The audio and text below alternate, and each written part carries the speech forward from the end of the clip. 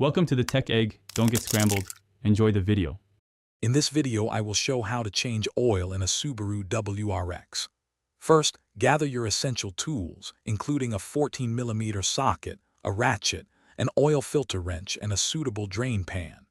You will also need 5.4 quarts of fresh 5W30 full synthetic motor oil, a new oil filter, and a new crush washer.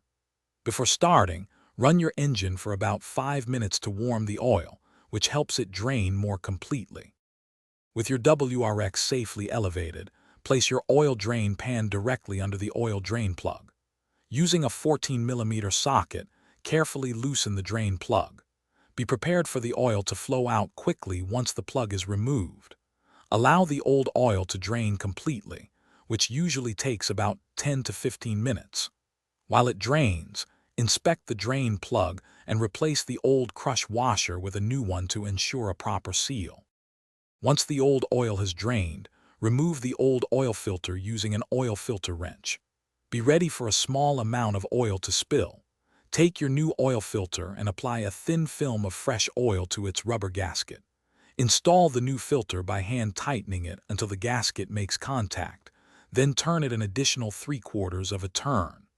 Reinstall the drain plug with the new crush washer, tightening it to 31 foot-pounds.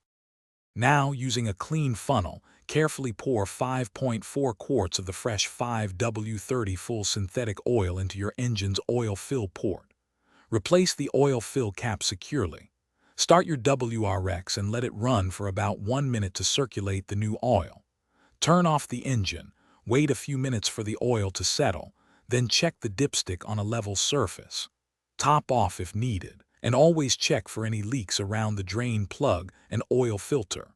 Remember to change your oil every 5,000 miles or 6 months for optimal performance. Thanks for watching. Consider subscribing if I helped unscramble your problems.